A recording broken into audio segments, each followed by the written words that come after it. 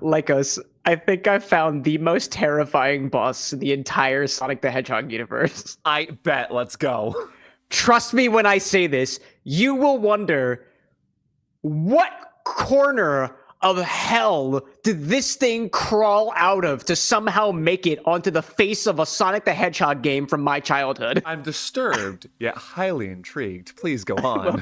welcome to the LoreX podcast, talking about Sonic the Hedgehog. Today we're talking about some early bosses. Yeah. And some pretty interesting ones at that. I kid you not. So for this one, I wanted a little bit of a deep dive. And I kind of cherry-picked some bosses from games before Sonic Adventure and past the original Sonic the Hedgehog. That's the time period that I'm in charge of here. Picked a couple of gems. Picked a couple of other things. You picked some chaos. Like, what kind of gems are you talking? Warp Topaz? I'm talking Time Stones. I'm talking Chaos Emeralds. I'm talking additional Chaos Emeralds, not a part of the original 7, or not original, but like traditional 7. Oh, what? Like one of the several thousand from the Ken Penders comic universe? We'll get there. With the panda? I remember the panda, kinda. I remember the panda. I want to talk about like the original games. And something I found along my journey, Lycos, you played Sonic DX, right? Yes, I did. You ever play it on the GameCube? Yeah, or PC or otherwise? Yep, those were the two avenues I played it. Do you remember being able to play like classic games on that? The GameCube one, yes, because I remember I found that when I was scrolling through the menu. I didn't realize you could do that. I have no memory of the ability to play early Sonic games on Sonic DX, and I played that game for the GameCube. I don't recall if that was a thing on the PC version. Yeah, I think I went back and double checked my copy, which I have on Steam, and it's not a thing. So I don't think it made it to the Steam release. But apparently you could play like Sonic Drift, Sonic Chaos, Mean Bean Machine, the Tails Patrol games. And I never knew that. But to start things off, you'd think we'd be starting at the very, very beginning at Sonic the Hedgehog. But what I didn't want to do with this episode was just pick out like my favorite like Dr. Eggman boss forms. I'm not including bosses like that, although I will kind of give a rendition of some of my favorites later on. Okay. But like if it involves Dr. Eggman putting like spikes on top of his little Eggmobile or like something that spits out fire down where his cloaca could be. Wrecking Ball? Yeah, I didn't count it. Yeah, because that's not a bot. It's just attachments for the... What is it? Isn't it like called the Eggmobile or something like that? Yeah, maybe we do a whole other podcast episode. It's my favorite Eggtachments. I like it. So instead, we're going to flash forward just a little bit into Sonic the Hedgehog 2. Not Sonic the Hedgehog 2, like with Tails and Chemical Plant Zone and whatnot. Instead, I didn't realize that there were two different versions of Sonic the Hedgehog 1 and Sonic the Hedgehog 2. Really? There was an 8-bit version and a 16-bit version. Okay. And the 16-bit version is the stuff that we know and love, the classics that have been remade and remastered countless times over. Instead, Sonic the Hedgehog 2 8-bit basically swapped out a couple of the characters. The graphics are a little bit different. It worked with different hardware. The underlying hardware was just a little bit different. That's the difference between 8-bit and 16 bits. Okay. It's got to do with memory resolution space, which is not the topic of this podcast, although I am an incredible nerd about technology. But in Sonic the Hedgehog 2, the 8-bit version, we have a class of enemies, call them bosses if you want to, called the Master Robots. And it's interesting because the Master Robots include a couple of different characters that we're kind of already familiar with. To name some of the ones that we're not familiar with yet, they just kind of look like various different badniks that are just larger animals than just like bugs or otherwise. Okay. Like a couple of the guys in here, one of these dudes looks like a little sumo wrestling pig. One of the dudes kind of looks like a little warthog that charges at you from a distance. One of these look like a very, very chill version of Mecha Sonic because it is Mecha Sonic, but instead he's got a little claw arm. He's got a little visor that kind of looks like Cyborg from like the X-Men series. You mean Cyclops? Cyclops? Yeah, I don't watch X-Men, so I don't know. I don't read a lot of comics. I want to see these. Oh, he's cute. He's a cute little dude. He looks so chill. Dude. That is exactly what I would think. Like cool Mecha Sonic. Like this is cool Mecha Sonic. Cool. I'm way past cool. Yeah, I'm further beyond cool. And oddly enough, cute, though. I like him. He's cool in this game. But the other Master Robots also kind of include Eggman in a way, but I'm just going to conveniently ignore that. When you say Master Robot, my first thought is games like Sonic 06. There is this type of enemy where it's like the leader robot And it's like, if you kill him, all the other enemies of that same type also go down. Like, that is my first thought when you say Master Robot. Yeah, and oddly enough, you'd think like if these are like the master robots, like maybe they're just bigger versions of other badniks in the area, or just tougher ones. It seems like they just kind of exist on their own. Like, I'm not as familiar with how the game, like this 8-bit version of Sonic the Hedgehog 2 plays, but it seems like very classically, you run through a level, hit some enemies along the way, and there's a boss waiting for you at the end. They call them master robots. And I think the term master robot might just be like a localization term. Like, I feel like we've talked on a previous episode about how the term like badnik is not really like a term that they officially used for Sonic the Hedgehog enemies in the beginning. It's kind of an English localized term. Like we think like bad Robotnik's robots, badniks, and we kind of put the names in there. But these master robots, as they are called in the Japanese manuals, are just referred to as bosses over in the Japanese localization. And the term master robot pretty much stopped being used after this game, and I want to say it was Sonic the Hedgehog Triple Trouble. No, Sonic the Hedgehog, it's one of the other ones. Triple Trouble, they just call them boss robots instead, which is kind of interesting. But they just kind of look like badniks. I think if I had to pick a favorite in here, it's the warthog one. It's the sumo kind of pig guy, and also there's just a seal with a little ball on its head. What? And the one thing it does is it balances this ball. What? And I think it's so cute. What? Also, I don't know why, but like the photos that they have on the wiki page look like they must have been like ripped straight out of the manual because they just look so like from another time. Yeah, they look the illustrations. Like, like an older cartoon. So also, I love this seal. He just has a ball. You just got a ball. The balance master, as they call that one. I mean, the balance master, the way to fight it, the boss guide is this. It spits water in the air, but you have to jump onto the red ball while the robot inflates it. And then it will try to get close. It can try to jump on Sonic, but you gotta hit the ball. We're moving on from Sonic the Hedgehog 2. I felt like it was worth mentioning, just in Sonic CD, like I'm not gonna go too deep on Metal Sonic, which is like the prominent antagonist in Sonic CD when Eggman takes over Little Planet and gets access to the time stones and starts doing weird timey-wimey BS. But I thought it'd be interesting to talk about, first of all, the holograms that you see Metal Sonic in the various different timelines. Apparently, they weren't required to actually make progress in the game. Instead, it just depicts Metal Sonic like torturing the animals of the area. And if you destroy it, the animals come back. But you don't need to do that, apparently. That's got no bearing on whether the future is good or bad. I find that really funny. These holograms that are really mentally distressing for these animals are not required to beat the game. So you could just leave them and just leave these animals to their fate watching this hologram of like Metal Sonic just stepping on them and kicking them. Oh yeah, just absolutely stomping them, dude. I feel like that's really messed up, the fact that that's optional. Oh yeah. But so also to mention is, and again, these are not really bosses per se. They're just kind of things that you have to find in the levels. Those robot transporters, what actually happens is Eggman takes badniks and like sends them to the past in order to change the future. And I didn't realize that was the mechanic of how that worked. Again, not technically considered a boss, but like there's a certain puzzle-based mechanic here that if you want to get to the good future in these games, you have to find these transporters in order to make the future, instead of bad, a good one. And that's got like boss energy to me, but instead of like a battle that has to be fought, it's a location, it's something that you need to find in order to change the flow of the game, which kind of feels boss worthy in my opinion. In the world of Sonic Spinball, I'm going to preface this. Okay. This is what I was talking about when I was talking about Nightmare Fuel from the Sonic the Hedgehog universe. All right, hit me. Let's go. Did you ever play Sonic Spinball? I did not. It's basically like pinball, isn't it?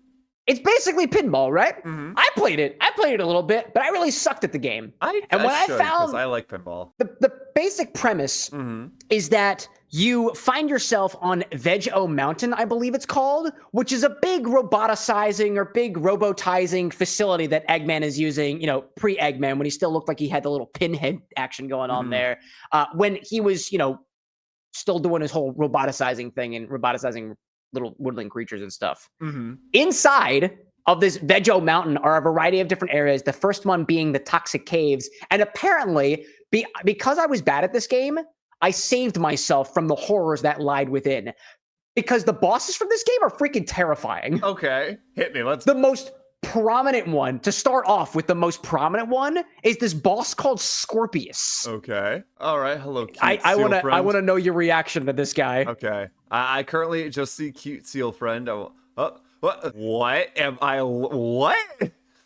What do you think that is?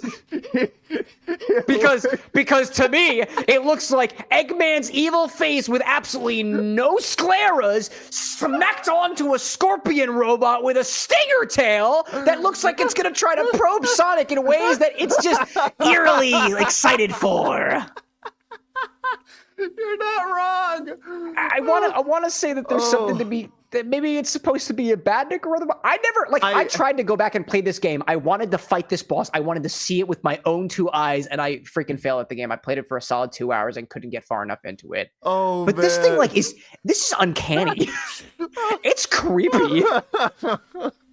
Like, dude, maybe it's not as metallically terrifying as Metal Overlord. Maybe it's not as teeth heavy as, let's say, Dark Gaia from Sonic Unleashed. But this thing looks like it's staring straight into my soul, just waiting. I found an image of it with its mouth open, and that's still it's a mix of like horrifying, but at the same time, like I have to laugh because of like this thing is creepy, uncanny, but in the same time also kind of funny. To make matters worse, there's other bosses in this game that I think there's one other one that is equally terrifying in a way. Okay. And it is quite literally a boiler.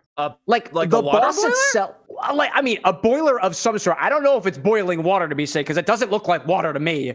There's a boss in it called the Roboiler, which appears to just be a tank of boiling, steaming liquid that Sonic is spinballing on top of, while little faces of Eggman laugh, chuckle, and spit out more of this red liquid, which, if I am to assume is boiler fluid, is boiling the Hedgehog alive. I see it. Oh. And to make matters worse, for me, this boss is really similar to something that did scar me in my childhood.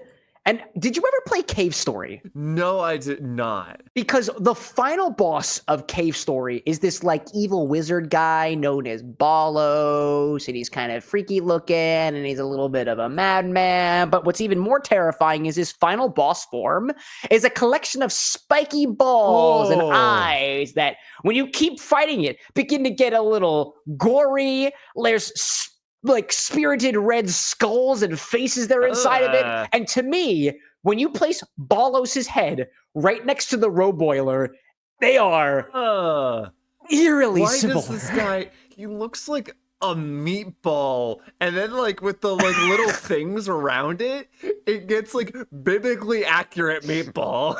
I know, but it gives the same vibe as those faces on the Roboiler. I found another image of the Roboiler, and I hate it. I hate it. I don't like that.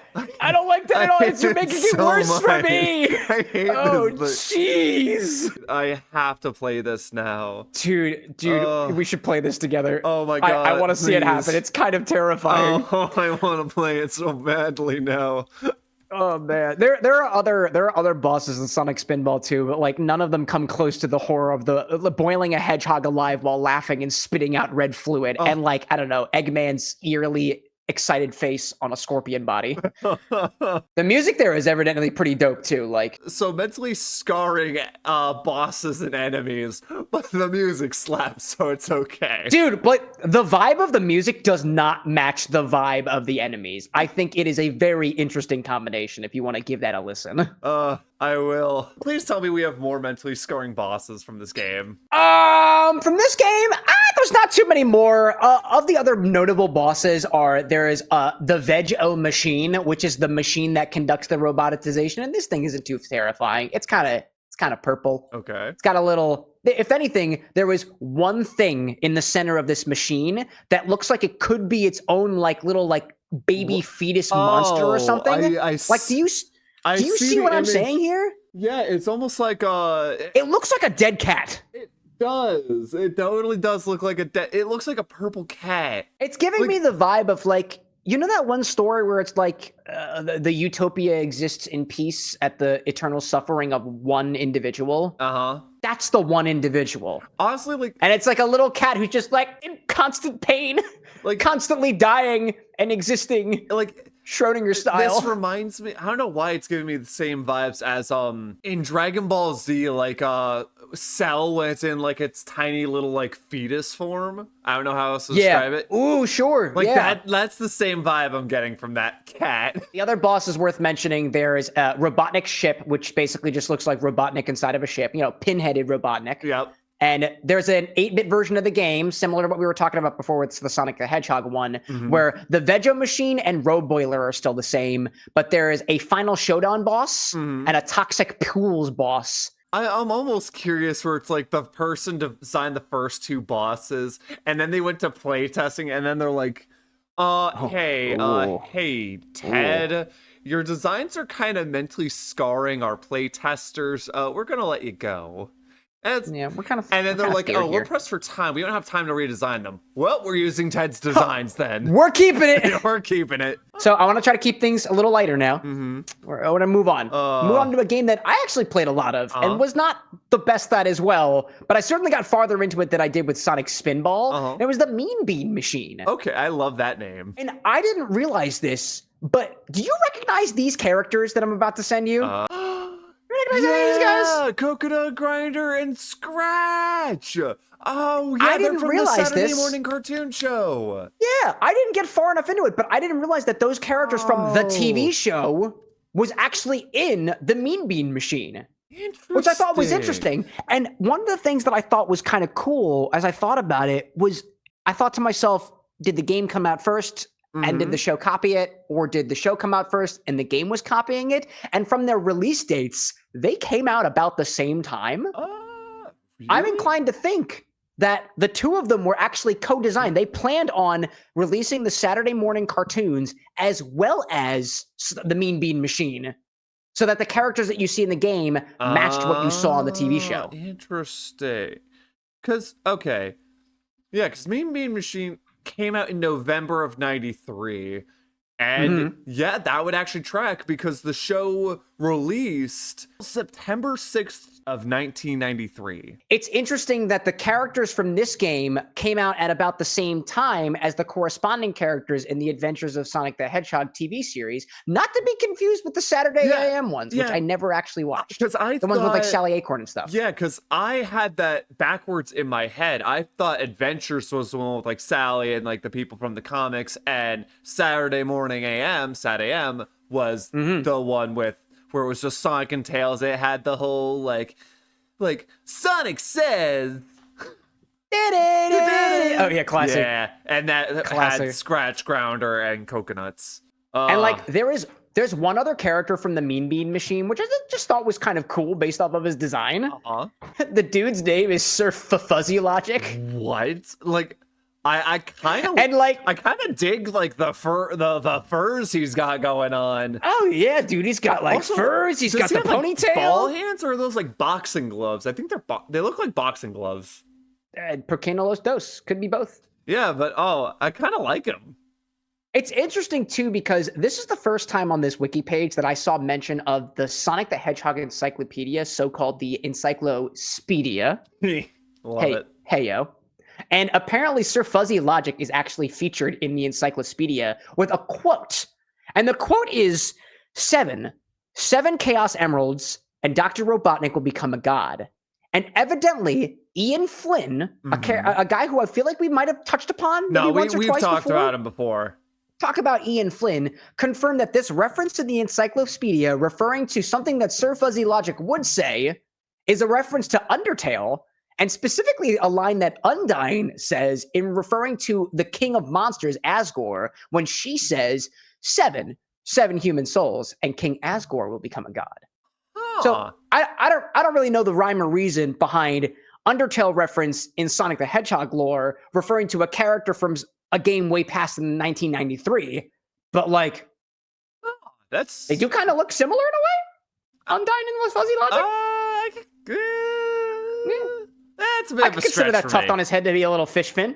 Yeah, I don't know. For me, it's a bit of a stretch because like Well, actually, I no. dig I it. see. I dig it. I see. Like, I can see like the armor and stuff, and he's got that robotic bod going on. Except he's classier because he's got the furs. Oh yeah, dude. Dude, I love that though. I mean, a better segue of you definitely know what this character looks like. The next one, as we move into Sonic 3 and Knuckles, I got a picture here for you of Mecha Sonic Mark II, who I would say looks a little similar to Metal Sonic in a way. Mm-hmm. Hey, I'm familiar with this design for one reason. Dude. So, Scrapnik Island? Not just Scrapnik Island, which, by the way, great read. Excellent read. There was a YouTube series called Super Mario Bros. Z. I don't remember who made it, but basically, it was like all pixel art, and it was basically like a crossover Dragon Ball-ish inspired thing between the Super Mario Brothers and Sonic, and Mecha Sonic was like the main antagonist. It was originally Alvin Earthworm Entertainment, but they go by Mark Haynes now on YouTube. It's still there. It's still there. I'll include a link to their channel. Got him.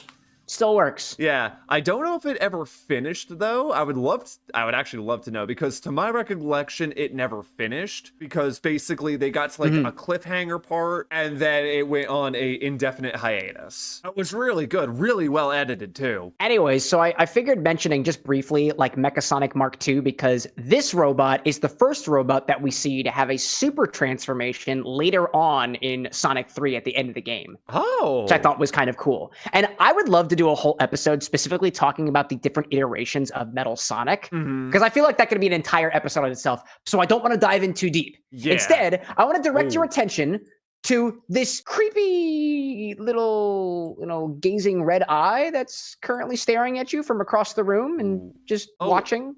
Hello intently. there. Hello there. Hi, who are you, little friend? This is apparently a badnik called Red Eye. Okay. And you might refer to that photo and be like, that doesn't look like it's from an original Sonic the Hedgehog game. No, that looks really modern from the picture you sent. That's from Sonic Forces. Oh, wow. Its original appearance looked like a little red eye, kind of like what it does, but these little like spiky platforms and stuff. Oh. It's just interesting to look at this particular badnik, a mass-produced eye-based robot of Eggman's creation that makes the appearance as a boss in some games, background elements in other games, and just has like this looming, creepy presence of an eye staring at you. Yeah, no matter where you move. Actually, does the eye like follow your character as you move around? I would assume so. I've never actually played Sonic Forces before. Because if it doesn't, I feel like it's creepy with like the picture you've sent, because that's not following Sonic. That's looking at you, the player. That's a good point. That's creepier than it following your character. There is a monster in Monster Hunter World called Charishvalda, where its final form, like it had stone armor on, and you knock all the armor off, and final form is it has no armor and its eyes are open. Its eyes are always staring at the camera. It is always staring at you. Not your. What is that one called? Charishvalda. Its eyes are always following the camera. Oh, that thing's creepy looking. Yeah, that was the final boss of Monster Hunter World Iceborne. Oh, that's creepy. Yeah. Oh my god, it was really creepy and actually rather cool. Anyways, oh god. So like apparently the red eye, I don't know if it follows specifically you or the characters, but I just thought it was kind of creepy. So I figured I'd mention it. Let's move on. You want to move on? Let's talk about Sonic the Hedgehog Triple Trouble. I wanted to introduce you to my pal, Pen. Okay. AKA Thomas. Okay. What does this look like to you? Oh, it's a little penguin with rocket feet. Rockets instead of feet. It's cute. Oh yeah. That's Giga Thomas. Pen for penguin. Thomas and Giga? No idea why. Giga probably because it looks big. His name is Thomas? Giga Thomas. And like Giga Thomas caught my attention because it is a cute giant robot penguin with eyes that look eerily similar to Metal Sonic, with little thrusters on its legs, and it fights with ice powers. I think it's just kind of cute. It is cute. But why is his name Thomas? That's what I'm held up on. Why is his name Thomas? And I couldn't find anything on the wiki page to suggest why it was called Giga Thomas. I couldn't find anything. When I think Thomas, my brain thinks Thomas the Tank Engine, like a train. That's not a train. May I direct your attention to this badnik instead? also in Sonic the Hedgehog. Is he also Triple Trouble? Is he is he Giga Thomas Tra for Giga Thomas Train? Oh. No, this is Marv Shupopolis Go. Named so, Marv for marvelous. Okay. Shupopolis for the Japanese onomatopoeia, shupo shupo shupo shupo shupo, which is what trains sound like. And then Gao, which kind of means like number or version, which they tend to slap on the end of vehicle names in Japan. So his name is Marvelous Choo Choo serial number. Choo Choo. Marvelous Choo Choo. Yeah, Marvelous Choo Choo. Yeah. And Marvelous Choo Choo naturally caught my attention as a segue from Giga Thomas, totally not the tank engine penguin monster, to Shupo Shupo, Choo Choo Man. And like, dude, his eyes looks really chill. Giving me very, very cool vibes. He looks like he's done. That are just like tripping balls. His face, or how it's like that yellow like top part, and then it's like the black underneath, almost reminds me of Orbot. Yeah, I can see the vibe. Yeah, because it's like that same vibe. And heck, even with Orbot, his eyes are like, or at least in the picture I have, it looks like they're squinting. I don't remember if they're always squinting like that. Oh, I totally get that. I love Marvelous Choo Choo though. He's cute. Why are they so cute? What the heck? I don't know. And I don't know what Thomas's deal is, but at least for Choo Choo Man, it just looks like this Badnik's one job was like to shuttle freight. He's a train. He shuttles freight from one location to another. And so Sonic the Hedgehog comes around deciding to, totally screw up this sentient train's plan of just getting something from point A to point B by doing what Sonic do by whacking on his face. Mm-hmm. And so naturally, the train just wants to do its job. It starts attacking by throwing like bombs and stuff into the air, as trains do. Yeah, as trains do. Another association I thought was interesting is we have another train-based, call it a Badnik? Yeah. But remember when we played the Murder of Sonic the Hedgehog? That's literally what I was thinking. I'm like, oh, this reminds me. The train was a robot. Yeah. Granted, much more complex and designed, more so than this one. But that's two at least Badnik trains that we've seen. Yeah. Not including those evil-looking train things, which I don't think are Badniks, like in Sonic Heroes in train level, The ones with the horns on them. Yeah. Something about, I feel like that's a particular class of Badniks. Eggman really likes his trains. Daddy does. But another instance of Eggman's trains is in Sonic 06, we get his trains. Because there's one where he has Elise on the train, and as Sonic, you have to stop the train to save Elise. Because basically, if you don't do certain things in a time frame, the train will hit a pile of bombs and explode, killing Elise. Sure. Classic. But Sonic doesn't remember, so it's fine. And Elise doesn't canonically exist, apparently. The other time we see it is in Shadow's story, where Eggman is trying to get away on a train. So Shadow has to do things at a certain time frame to create barriers to slow down Eggman so he can attack the train. And then at the end of the level, Shadow's chasing the train down on a motorcycle, shooting it with miniguns. This is a real thing. That happened. A real thing. I played it and I died to it several times. But Eggman likes his trains. He also likes his giant metal robots, if you consider for a moment.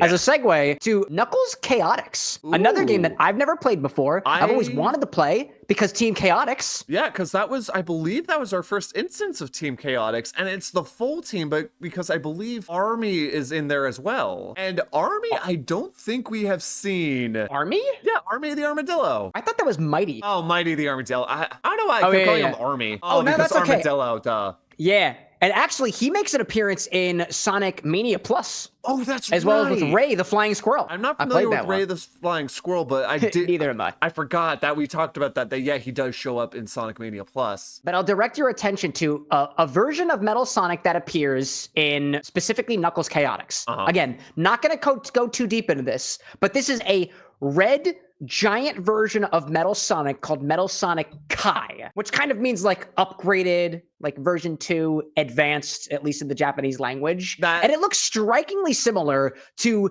Giga Metal, which also Sonic Mania, like I was saying with Mighty the Armadillo and stuff. Whoa. Except Giga Metal is the regular blue color scheme with a Phantom Ruby in its center, and Metal Sonic Kai is a red color scheme without a Phantom Ruby. Yeah. And instead, what they say that Metal Sonic Kai is being powered by is this dark ring energy, it's something that Eggman developed from an artifact of an ancient ring, some other ancient ring power source, which not going to get into deep now, but it's another power source for another version of Metal Sonic. And I thought that was kind of fascinating. Yeah, that is cool. I will say though, Metal Sonic, not a fan of the red, pal. Stick with the blue. The blue looks nicer. Stick with the blue. So Next time on Metal Sonic Kai. I'm so happy we shared a wavelength on that one. Shared a moment. Next time on Metal Sonic Kai, we don't even talk about Sonic at all. Now we're talking about Tails. Ooh. Because Tails had 2 games as well that I never even heard of up until this point. Yeah. And you might recognize one of these characters, Legos. Okay. And you'll recognize this character as Gerald Robotnik, as Black Doom. Hey, it's Black Doom, Gerald Robotnik, Chow, Metal Sonic, Amy, Tails. Remember in a previous episode, we got totally sidetracked by the fact that this character, who happens to be a boss in specifically Tails' Sky Patrol, his name is Witch Cart. It's literally a witch that rides around in a cart. That's her whole deal. I have a question. What year did that game come out? 1995. Because this is like, she has like very much like an older art style that is like very cute. It gives me comic vibes. Like comic vibes, but also like older cartoon enemy design. Like the Flintstones. I feel like I'm getting a vibe of that. The big nose, the big eye. Like she looks kind of goofy. I don't know. It's very cutesy to me. And I'm like, memories of a older time. But so Witch Cart's whole thing is quite literally she's a witch on a minecart and attacks Tails with magic, as Tails utilizes his powers to chase her down and correspondingly defeat her, but first having to go through her little minions. The Witch Carters. The Witch Carters. Oh yeah, she's got minions. In the Witch Carter crew, we have 3 characters. A bear named Behringer the Grizzly, a wolf named Falca Wolf, and a rabbit known as Karatia or Karatia the rabbit. They're really cute, actually. Like, they kind of look like children in the original game. I could see that, because like they're very cutesy and small, and this very much looks like comic panel. They're really cute. I love them all. Oh, they get larger. Yeah, they have a time skip. I don't like the pose that Corbata's in this one. Yeah, I don't know what's up with them, but apparently paint me like one of your French Rabbit vibes. Stop it. I knew you were gonna say French Rabbit. Because that's the pose.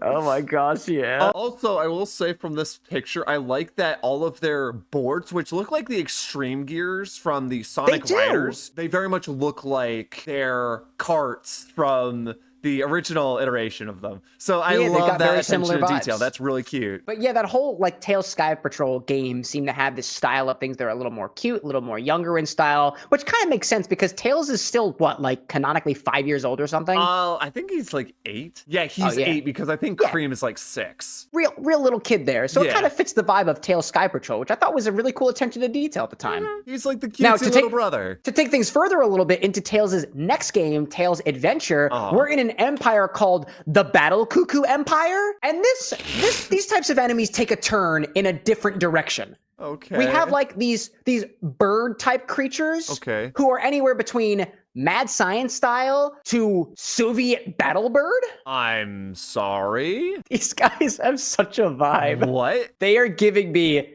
like very Soviet Russia vibes. This game, I don't exactly know how the tensions between America and Russia were during 1995 when this game came out. You've got the mad science looking owl, Dr. Fukurokov, mad scientist. You can tell by the look on his beak. You've got these little battle cuckoos, which kind of look like little woodpeckers taking their giant yellow hands and crossing them. They're almost like ducks, but also woodpeckers at the same time. It's birds with hands, but they're not cute and fun. They're creepy. And then we have the Great Battle Cuckoo, which looks just like a man with a tail and a Soviet hat on. Like, I don't know why. The Great Battle Cuckoo reminds me of Battletoads, specifically. Oh, interesting. Like, I don't know why. I'm trying to see if maybe it's like the art style or something. It might just be the mouth and the green. So that's the cover art for Battletoads. Like, I'm not too crazy here, am I? Am I the only one who sees this? I don't see it very much. Okay. Instead, I'm more astounded by the fact that It's a toad wearing nothing but arm braces, knee braces, and like a belt, a banana hammock. No, that's not even a banana. This is not hammock. child friendly, Lycos. This is not fit for tails. That's not even a battle hammock or a banana hammock. It looks like it's just a belt. Well, what about I don't want to look into this further. All right, you don't see the resemblance. That's fine. I will not pry into it further. I don't know why it gives me that vibe, but please continue. But like, it's interesting to see that there is a resemblance between like these battle cuckoos and like inadvertently the Babylon rogues who were all birds. I don't know if it's intentional. But apparently, like, the battle cuckoos do make an appearance in the Archie comics, and evidently they were specifically searching for the Babylon Garden to obtain control over Mobius. Huh. And then eventually the Battle Lord forced the Babylon rogues to help recover Babylon Garden. So they do have an association with each other. They legitimately meet. And then the Super Genesis wave happens, and they have ceased from existence. Also, before we move on from the Great Battle Cuckoo, something interesting I see here. His name was mistranslated as the Great Badaru Cuckoo in the English Sonic Gems Collection Manual. Oh, really? And it was also shortened to simply Cuckoo, similar to Coco Island in Sonic Adventure DX. Was Coco Island in... Or, this is actually... Coco Island is also in Tails Adventure as well. It could be that that Badoru is his real name because it goes unmentioned in the localized manual of Tails Adventure. Or maybe Badoru is just like it's bad. Yeah, like, that would be my first thought. But maybe, I feel like that's a better name, Badoru, than Great Battle Cuckoo. That's fair. Oh man. Oh, I love Labyrinth. I love through this adventure you're taking us on, seeing like all the different iterations of like enemy design. Like these are super interesting, especially like, comparing them to like things we've talked about in other episodes, like the Gizoids or Infinite or or the E100s. Nah, I like these dudes. Oh, so we've got a couple more games that I want to cover. Actually, there's really only one more that I want to go over. Really. And maybe make some honorable mentions along the way. Sure. I've never played this next game called Sonic Labyrinth, which apparently the plot of this one is like Sonic finds a labyrinth. It's of course controlled by Eggman, and he has to put on these boots that like specifically make him slow. So instead of like the fast-paced game, again, never actually played this one, but might do so after the fact, you walk around slowly. And you walk around this like sort of isometric viewed game, trying to avoid obstacles and getting through like various different labyrinth puzzles and stuff. And along the way, you find a couple of different bosses, two of which I find pretty interesting, is being the Mecha Gorilla. It's quite literally just like, I guess it's a badnik, right? There's no really a Mecha Gorilla. There's no good like images of this guy, just a small little like sprite thing. Oh, I see. Like in my head, I'm imagining a hulking gorilla similar to those master robots that we were talking about in the 8-bit version of Sonic the Hedgehog 2. Yeah. But not a master robot, barely even a badnik at this point. And then the other one is specifically this, it's called Needleman. And it's literally just a wall of needles with, I guess, either a man or some badnik hiding behind it. And its one job is to slowly encroach on Sonic and just shoot needles out of its wall. Oh my gosh. A terrifying force. I love that he took the naming convention from Mega Man. It's like, I made this robot to hold this wall of needles to slowly approach Sonic. Who am I going to call him? Needleman! That's it! Oddly enough, on the wiki page for Needleman, it does say that it makes a reference to Mega Man 3 with Needleman.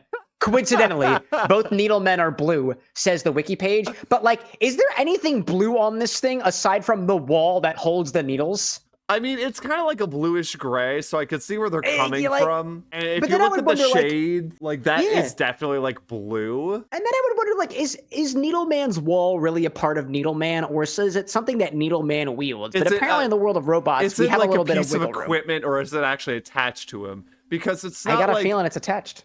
It's not like if I were to pick up a Glock, my name changes to Glockman. Whoa there, Lycos. I'm sorry, I'm stepping on Shadow shoes. Getting into Shadow the Hedgehog territory. Stepping on Shadow shoes there.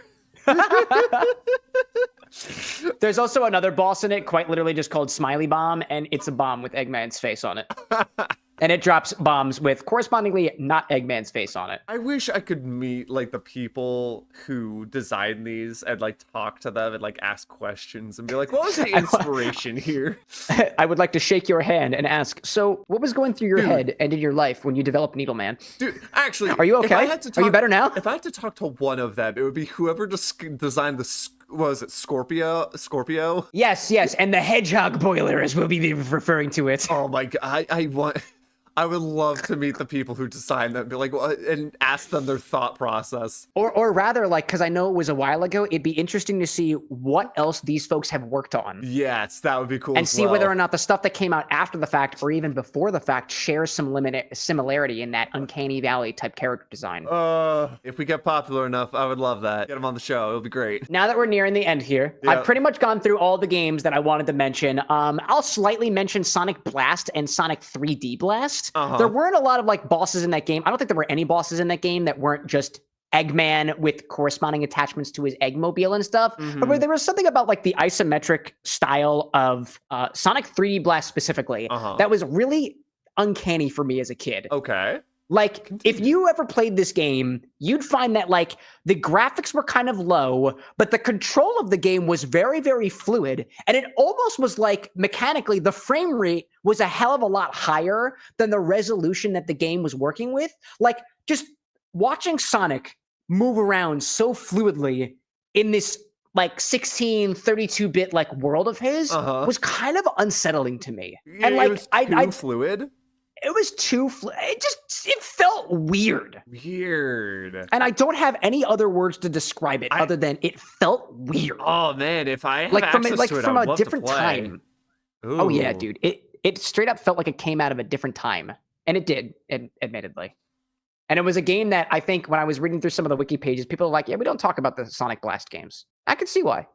But here's some honorable mentions of my favorite egg mobile attachments. Okay. First off, we've got the original Egg Wrecker. It's the egg with the ball on it. Dude, I mean, that's a classic. I feel like it's Ball and Chain Eggman. I mean, they use that in a lot of like classic Sonic games, and like they reference it. Like, oh yeah. When people think Eggman boss fight, this might be what they think of. Another favorite of mine is in Sonic the Hedgehog, the original one, the 16-bit version, which we're all familiar with, is the Egg Scorcher, which is literally just the Eggmobile with a little cannon on the bottom that spits out flames. But like, I found an image of the Egg Scorcher rendered differently or redone, and Eggman just looks epic. This goes so hard for what it does, for what it is. Like his cape behind him looks like freaking flames, and Eggman's got that same vibe of intent as Scorpius does, but it's a little bit more conniving and a little less, I'm going to poke you with my stinger. It's less, I'm going to poke you with my stinger, and more like, I am going to watch the world burn. Especially because that's not even like the... Literally. Like, that's not like a cool glow either. That is a warm glow, almost from heat. So, oh man, that picture goes so hard. I love that. I also really love Brass Eggman. What is Brass Eggman? Brass Eggman comes from the remastered Sonic the Hedgehog 2, also the one that we know and love, not the 8-bit version. It's just Eggman who attached a giant trombone to his Eggmobile. He was going through a phase, Sonic. Don't judge him. It's just really out there.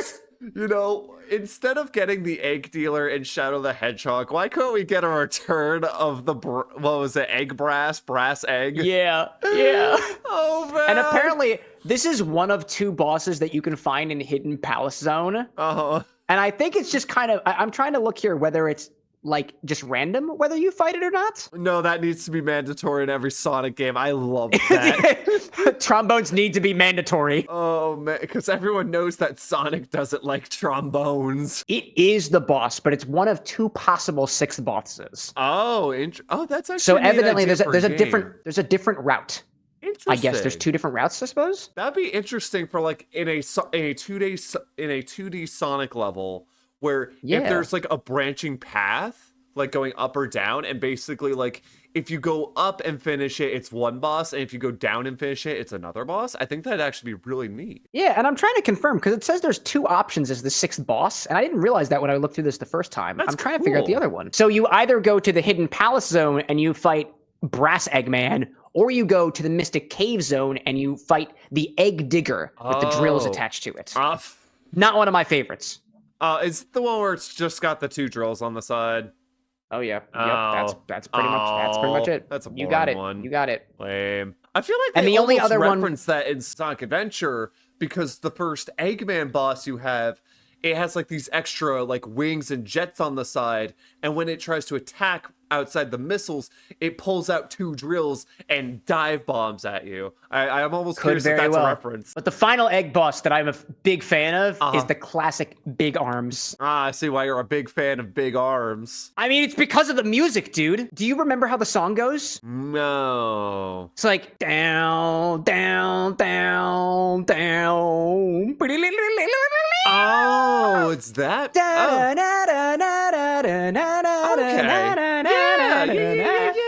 Okay. And like I heard that theme for the first time when playing through, I think it was Sonic Generations, but the original theme goes so much harder. It's from a different vibe entirely. Like that chiptune in space fighting a robot with spikes on its heads and very comically large muscles and forearms and fists.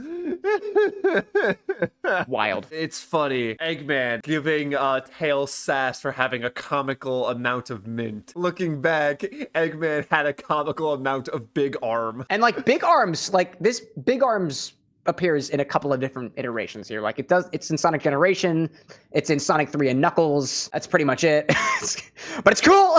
Oh, so is that all of the bosses you wanted to go through? Yeah, that's pretty much all I wanted to go through here. Oh, I loved this walk through Sega memory lane here. I love seeing like the designs of these and then kind of comparing them to like the modern Sonic designs. Especially ones like Mecha Sonic, because we have other iterations of Mecha Sonic. Like I know there's like a gray one with red eyes. There's the Mecha Sonic Mark II, and then we have like our traditional Metal Sonic, Neo Metal Sonic. I love seeing stuff like that. Out of the bosses we covered, do you have a favorite? Which one's your favorite? And tell me why it's Giga Thomas.